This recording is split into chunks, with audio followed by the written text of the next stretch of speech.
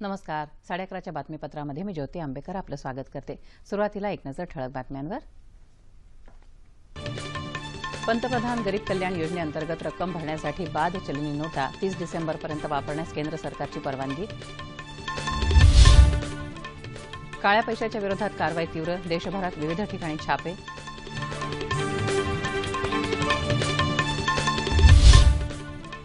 Agusta Westland helicopter खरेदी घोटाळा प्रकरणी माजी हवाई दल प्रमुख SP त्यागी यांच्या जामिनावर आज सुनावणी. शिवाजी महाराजांच्या भव्य स्मारकाच्या भूमिपूजनासाठी तयारी सुरू, किल्ल्यांवरील माती आणि नद्यांच्या पाण्याचे कलश सज्ज. मुंबई नजीक समुद्रात छत्रपती शिवाजी महाराजांच्या स्मारकाविरोधातील मच्छीमारांचं उद्याचं नियोजन आंदोलन मागे. शेतकऱ्यांना उपयुक्त ठरणाऱ्या अवजारांचीच खरेदी करून त्यांचं तातडीनं वाटप करा, कृषी मंत्री पांडुरंग फुंडकर यांची सूचना. बँकॉक इथं झालेल्या 18 वर्षाखालील महिलांच्या आशिया चषक हॉकी स्पर्धेत भारताला कांस्य पदक.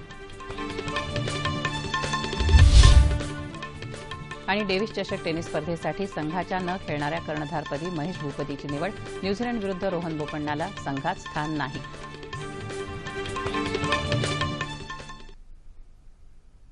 आणि आता सविस्तर वृत्त. पंतप्रधान गरीब कल्याण योजनेअंतर्गत कर भरणा, अधिभार तसंच दंडाची रक्कम भरण्यासाठी जुन्या 500 आणि 1000च्या नोटांचा वापर करण्यासाठी केंद्र सरकारनं परवानगी दिली आहे. मात्र हा वापर 30 डिसेंबरपर्यंतच करता येणार आहे. ही योजना 17 डिसेंबरपासून अंमलात आली असून यासंदर्भात कर, अधिभार भरणं तसंच ठेवी ठेवता येणार आहेत. या योजनेअंतर्गत आधी उघड न केलेलं उत्पन्न घोषित करण्याची सवलत देण्यात आली आहे. त्यानुसार स्वेच्छा घोषित या उत्पन्नावर 50% कर लागू होईल आणि उर्वरित 25% रक्कम ही 4 वर्षांसाठी व्याजविरहित ठेवीमध्ये ठेवण्यात येणार आहे. दरम्यान 2014-15 यावर्षी मोठे आर्थिक व्यवहार करूनही त्याचे रिटर्न्स दाखल न केलेल्या 54 लाख लोकांची माहिती प्राप्तिकर विभागानं मिळवली आहे. सक्तवसुली संचालनालय आणि सीबीआयच्या पथकांनी काल केरळमध्ये विविध ठिकाणी राज्य सहकारी बँकांच्या अनेक शाखांमध्ये छापे टाकले. कन्नूर, त्रिचूर आणि कोझिकोडे इथं हे छापे टाकण्यात आले. या बँकांच्या अधिकाऱ्यांनी जुन्या नोटांच्या बदल्यात बेकायदा नवं चलन दिल्यामुळे हे अधिकारी सीबीआयच्या नजरेत होते. याशिवाय प्राप्तिकर विभागानं आसाममध्ये नागाव इथं छापा टाकून जुन्या नोटा जप्त केल्या. तसंच रायपूरमध्ये एका सावकाराकडून रोख 70 लाख रुपये जप्त केले. काळ्या पैशाच्या विरोधातील देशव्यापी मोहिमेअंतर्गत प्राप्तिकर विभागानं 3,590 कोटी रुपयांची बेहिशेबी मालमत्ता जप्त केली आहे. तर 93 कोटीहून अधिक नव्या नोटाही जप्त केल्या आहेत. याशिवाय 505 कोटी रुपयांचे दागिनेही जप्त करण्यात आले आहेत. ऑगस्टा वेस्टलँड हेलिकॉप्टर खरेदी घोटाळा प्रकरणी अटकेत असलेले माजी हवाई दल प्रमुख SP त्यागी यांच्या जामीन अर्जावर सीबीआयच्या विशेष न्यायालयात आज सुनावणी होणार आहे.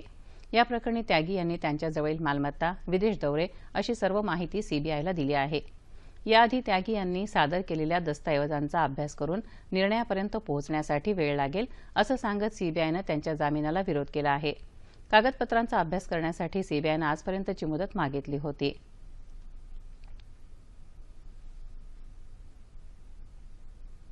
स्वच्छ भारत अभियानाअंतर्गत कोल्हापूर महानगरपालिकेला हागणदारीमुक्त शहर म्हणून केंद्रीय नगर विकास मंत्री व्यंकय्या नायडू यांच्या हस्ते प्रमाणपत्र देऊन सन्मानित करण्यात आलं. नवी दिल्लीतल्या राष्ट्रीय माध्यम केंद्रात झालेल्या या कार्यक्रमात पालिकेचे आयुक्त P. शिवशंकर यांनी हा पुरस्कार स्वीकारला. केंद्र शासनाच्या स्वच्छ भारत अभियानाअंतर्गत देशातल्या सर्व महानगरपालिका हागणदारीमुक्त करण्याचं उद्दिष्ट ठेवण्यात आलं आहे. त्याअंतर्गत केंद्र शासनाच्या समितीनं कोल्हापूर शहराची ऑक्टोबरमध्ये पाहणी केली होती. शहराला हागणदारीमुक्त करण्यासाठी पालिकेनं नागरिकांसाठी पुरेशा प्रमाणात सार्वजनिक, सामुदायिक आणि पे अँड यूज तत्वावर शौचालय उपलब्ध करून दिली. तसंच 750 शौचालय बांधून पूर्ण केली आहेत. यावेळी व्यंकय्या नायडू यांच्या हस्ते गुगल मॅप टॉयलेट लोकेटरचंही उद्घाटन झालं. या लोकेटरच्या मदतीनं नागरिकांना आपल्या शहरातील 500 मीटर परिसरातील स्वच्छ शौचालयाची माहिती मिळायला मदत होणार आहे. काँग्रेसचे उपाध्यक्ष राहुल गांधी यांच्याकडून पंतप्रधान नरेंद्र मोदी यांच्याविरोधात होत असलेल्या सततच्या आरोपांच्या विरोधामध्ये भाजपानं आक्रमक पवित्रा घेत काँग्रेसवर जोरदार टीका केली आहे. देशातले नागरिक राहुल गांधी यांचे असत्य आरोप स्वीकारणार नाहीत. त्यामुळे राहुल यांनी आपली मर्यादा ओलांडू नये असा इशारा भाजपाचे राष्ट्रीय सरचिटणीस श्रीकांत शर्मा यांनी नवी दिल्लीत एका पत्रकार परिषदेत दिला. काँग्रेसनंच यूपीएच्या काळामध्ये कंपन्यांना 36 लाख कोटी रुपयांचं कर्ज वाटप केलं असा आरोपही त्यांनी केला. राहुल गांधी यांनी याआधीही असेच आरोप केले होते, परंतु न्यायालयानं त्याची दखल घेतली नाही. त्यांचे आरोप म्हणजे राजकीय नाट्य आहे, असं शर्मा म्हणाले. छत्रपती शिवाजी महाराजांच्या आंतरराष्ट्रीय दर्जाच्या स्मारकाच्या भूमिपूजन जलपूजन समारंभाचा मुख्य कार्यक्रम मेट्रो मार्ग 2 आणि 4, कुर्ला वाकोला उन्नत मार्ग आणि मुंबई पोरबंदर प्रकल्प अशा विविध प्रकल्पांचा शुभारंभ उद्या पंतप्रधान नरेंद्र मोदी यांच्या हस्ते मुंबईत होणार आहे. शिवछत्रपतींच्या स्मारकाच्या भूमिपूजन कार्यक्रमासाठी राज्यातल्या संपूर्ण जिल्ह्यांमधील प्रमुख गड किल्ल्यांवरील माती आणि नद्यांचं पाणी कलशातून मुंबईत दाखल झालं आहे. चेंबूर इथून या कलशांची एका भव्य रथामध्ये गेटवे ऑफ इंडियापर्यंत मिरवणूक काढण्यात येऊन तिथं ते सर्व कलश आज संध्याकाळी मुख्यमंत्र्यांना सुपूर्द करण्यात येतील. मुख्यमंत्री हे कलश गिरगाव चौपाटी इथं उद्या पंतप्रधानांच्या स्वाधीन करतील. यावेळी मान्यवरांच्या हस्ते कलशातील पाणी आणि मातीच्या सहाय्यानं नियोजित स्मारकाचं भूमिपूजन आणि जलपूजन करण्यात येणार आहे. मुंबई किनाऱ्यावरील छत्रपती शिवाजी महाराजांच्या प्रस्तावित स्मारकाविरोधातील उद्याचं आंदोलन मच्छीमारांनी मागे घेतलं आहे. या संदर्भात काल रात्री मुख्यमंत्र्यांनी मच्छीमारांच्या प्रतिनिधींबरोबर चर्चा केली. मच्छीमारांच्या मागण्या सोडवण्यासाठी एक संयुक्त समिती स्थापन करण्याचं या बैठकीत ठरवण्यात आलं, अशी माहिती सूत्रांनी दिल्याचं पीटीआयच्या वृत्तात म्हटलं आहे. छत्रपती शिवाजी महाराजांच्या प्रस्तावित स्मारकाचं उद्या पंतप्रधान नरेंद्र मोदी यांच्या हस्ते भूमिपूजन आणि जलपूजन होणार आहे. त्याविरोधात मच्छीमार उद्या नरिमन पॉइंट ते गिरगाव चौपाटी अशी मानवी साखळी तयार करून काळे झेंडे दाखवणार होते. मात्र कालच्या बैठकीनंतर हे आंदोलन मागे घेण्यास मच्छीमारांच्या संघटनांनी मान्यता दिली आहे.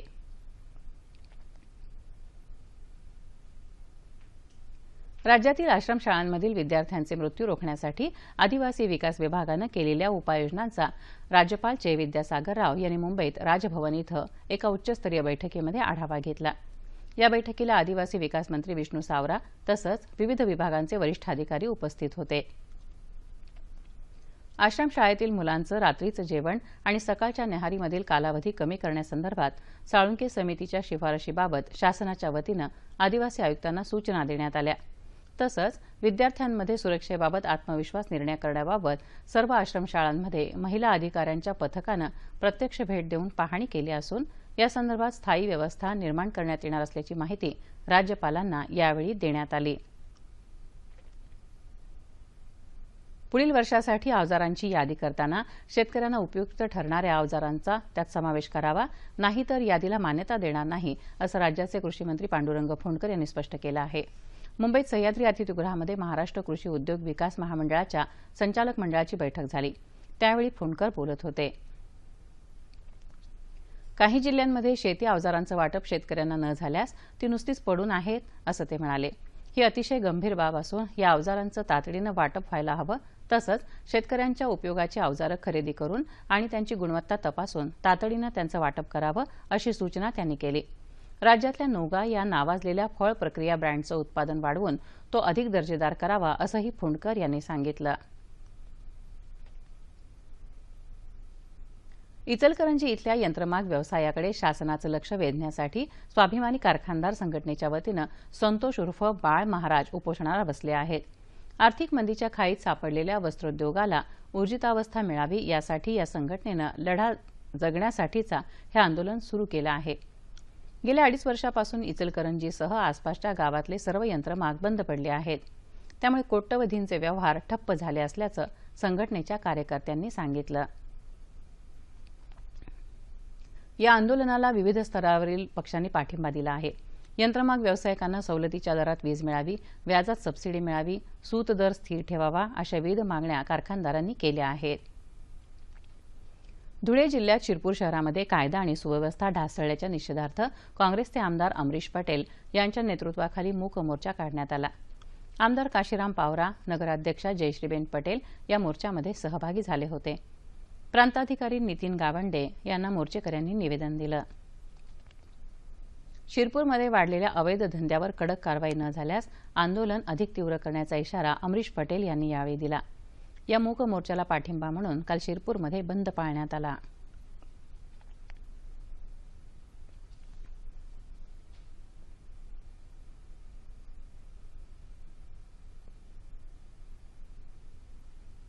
अकोल्यामध्ये ओबीसी समाजातल्या जाती समूहाच्या मोर्चाचं आयोजन करण्यात आलं होतं. ओबीसी समाजातल्या अनेक जातीच्या न्याय हक्कांची मागणी तसंच इतर प्रलंबित मागण्यांसाठी हा मोर्चा होता. ओबीसीची जनगणना 2011 नुसार जाहीर करावी, नॉन क्रिमी लेअरची अट रद्द करावी, ओबीसीचा नोकऱ्यांचा अनुशेष भरण्यात यावा, या आणि इतर 17 मागण्यांचं निवेदन मोर्चेकऱ्यांनी जिल्हाधिकाऱ्यांना दिलं.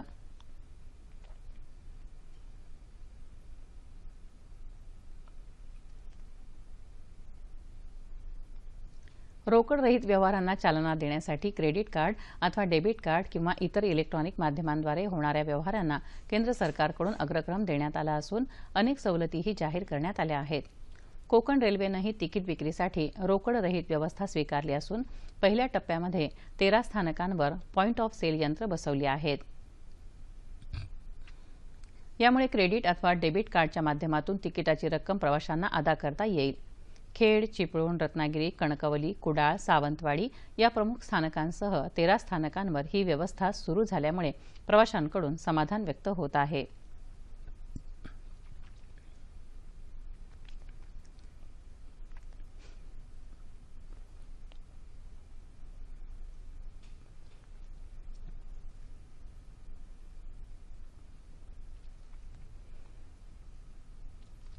कविता कुठली वाचावी ही रसिकांमधली पूर्वग्रह दूषितता जोपर्यंत नाहीशी होत नाही तोपर्यंत कवितेला चांगला रसिक मिळू शकत नाही, असं मत 90व्या अखिल भारतीय मराठी साहित्य संमेलनाचे नवनिर्वाचित अध्यक्ष डॉ. अक्षय कुमार काळे यांनी व्यक्त केलं. मराठवाडा साहित्य परिषदेच्या वतीनं त्यांचा सत्कार करण्यात आला, त्यावेळी ते बोलत होते.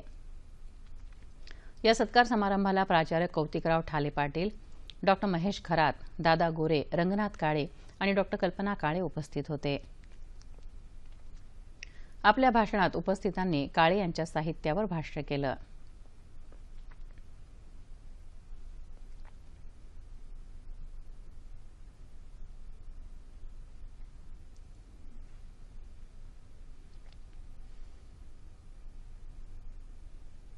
सरकारी क्षेत्रामध्ये प्रामाणिकपणा आणि कष्टानं उल्लेखनीय कार्य करणाऱ्या अधिकारी आणि कर्मचाऱ्यांचा काल पब्लिक कन्सर्न गव्हर्नन्स ट्रस्टतर्फे पीसीजीटी पुरस्कार देऊन गौरव करण्यात आला.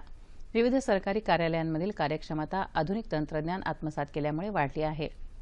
त्यात अशा प्रामाणिक लोकांचा सिंहाचा वाटा आहे, असं ट्रस्टचे संचालक SP नागमाल यांनी सांगितलं. पारपत्र कार्यालय, परिवहन तसंच पोलीस दलातल्या प्रत्येकी 2 पुरस्कार देऊन गौरव करण्यात आला. महेश लांडगे आणि मित्र परिवारातर्फे पुण्यातल्या लक्ष्मीनगर इथं सुरू करण्यात आलेल्या जेनेरिक मेडिकलचं महाराष्ट्र नवनिर्माण सेनेचे अध्यक्ष राज ठाकरे यांच्या हस्ते उद्घाटन झालं. नागरिकांना स्वस्त दरामध्ये औषधं उपलब्ध व्हावीत या उद्देशानं हे मेडिकल सुरू करण्यात आलं आहे. यावेळी नागरिक आणि कार्यकर्ते मोठ्या संख्येनं उपस्थित होते.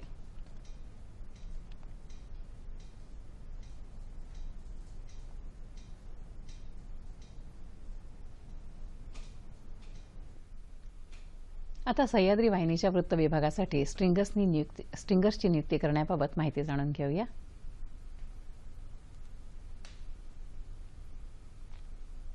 प्रसार भारती भारत लोकसेवा प्रसारक प्रादेशिक वृत्त विभाग दूरदर्शन केंद्र मुंबईतर्फे 36 जिल्ह्यांकरता स्ट्रिंगर्सचं पॅनल तयार करण्यासाठी अर्ज मागवण्यात येत आहेत.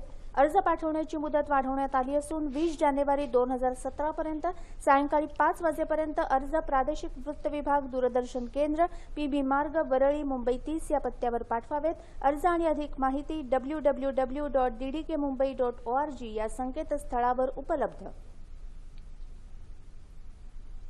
सोलापूर हैदराबाद राष्ट्रीय महामार्ग क्रमांक 9 वर आज सकाळी 7 वाजण्याच्या सुमाराला 2 एसटी बसची समोरासमोर टक्कर होऊन बसमधील 5 प्रवासी जागीच ठार झाले. या अपघातात जवळपास 20 प्रवासी जखमी झाल्याचं वृत्त असून जखमींपैकी 7 ते 8 जणांची प्रकृती गंभीर आहे. हा अपघात उस्मानाबाद जवळच्या येणूगूर गावाजवळ झाला. कर्नाटक महामंडळाची तुळजापूर गाणगापूर ही बस तुळजापूरकडून उमरग्याकडे जात होती, तर महाराष्ट्र महामंडळाची उमरगा पुणे ही बस उमरग्याहून नळदुर्गकडे जात होती. अपघातामुळे या महामार्गावरची वाहतूक विस्कळीत झाली होती. जखमींपैकी काही जणांना उमरगा इथल्या शासकीय रुग्णालयात तर काहींना सोलापूरला वैद्यकीय उपचारासाठी हलवलं आहे.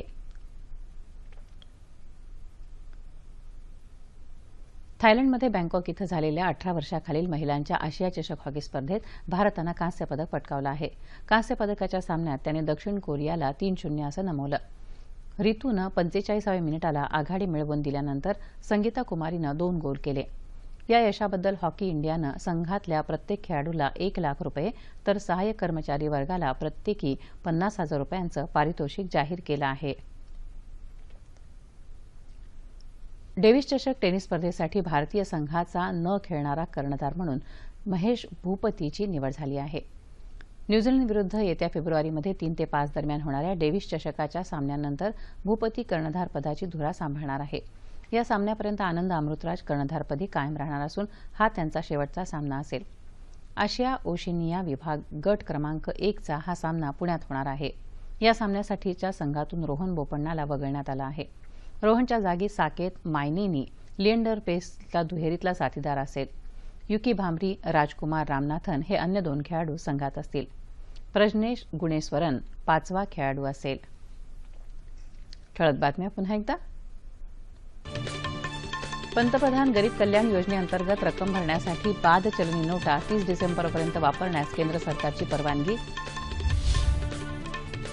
काळ्या पैशाविरोधात कारवाई तीव्र, देशभरात विविध ठिकाणी छापे.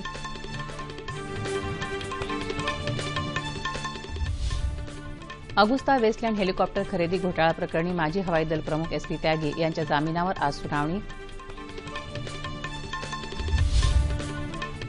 शिवाजी महाराजांच्या भव्य स्मारकाच्या भूमिपूजनासाठी तयारी सुरू. किल्ल्यांवरील माती आणि नद्यांच्या पाण्याचे कलश सज्ज. मुंबई नजीक समुद्रात छत्रपती शिवाजी महाराजांच्या स्मारकाविरोधातील मच्छीमारांचं उद्याचं नियोजित आंदोलन मागे. शेतकऱ्यांना उपयुक्त ठरणाऱ्या अवजारांचीच खरेदी करून त्यांचं तातडीनं वाटप करा, कृषीमंत्री पांडुरंग फुंडकर यांची सूचना.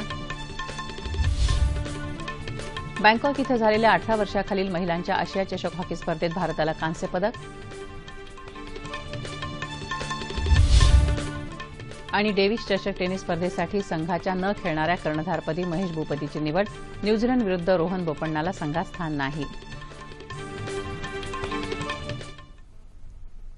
आणि याबरोबरच हे बातमीपत्र संपलं. पुन्हा भेटूया दुपारी 2:30 वाजता सह्याद्री वाहिनीवर. नमस्कार.